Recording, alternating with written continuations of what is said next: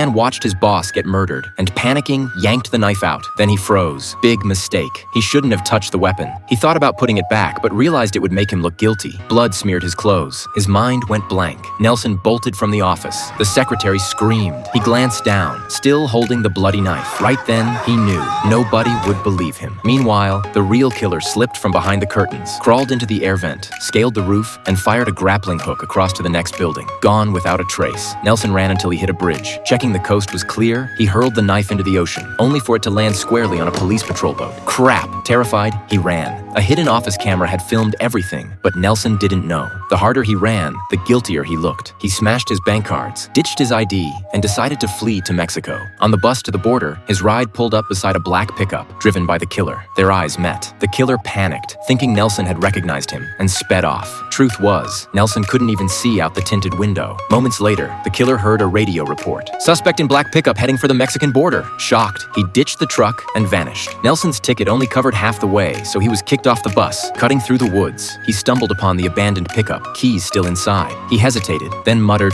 "They already think I'm a killer. What's stealing a car?" and drove away. He checked into a roadside motel, trying to stay low-key, but his nervousness caught the clerk's eye. Then the clerk spotted a newspaper headline, "Killer on the run, black pickup wanted." The clerk quietly called the cops. Later, Nelson saw the same headline and froze. "I just stole this truck, and I'm already in the papers?" Soon, police swarmed the motel, where coincidentally, the real killer was staying too. Nelson thought they were after him. He wrapped a towel around his head, acted casual, and walked right past the officers, even proud of his disguise. Truth was, police knew he wasn't the killer. The suspect was big and muscular. Nelson was small and skinny, but as he slipped away, the motel clerk yelled, "That's him! That's the killer!" Panicking, Nelson pointed upstairs. "The killer's up there?" The officers turned, and there he was, the real killer behind them. Gunfire erupted. Thinking they were shooting at him, Nelson zigzagged down the dirt road, dived into the bushes, and barely escaped. In the chaos, the killer broke through the blockade and fled, but paranoia kicked in. He became convinced Nelson was CIA and decided to eliminate him first. He hijacked Nelson and a woman, forcing her to drive to the Mexican border. But they were soon surrounded by the police. The killer sneered, "No way they'll shoot." Then, bang, a sniper's rifle went off. The killer was hit. In the final scramble, the killer slipped from the top of a Statue of Liberty replica. Nelson grabbed his hand at the last second. For a moment, the killer felt saved, until his sleeve tore. He crashed 15 feet onto the model's base, and police arrested him instantly. Only then did Nelson realize this entire nightmare was one giant misunderstanding.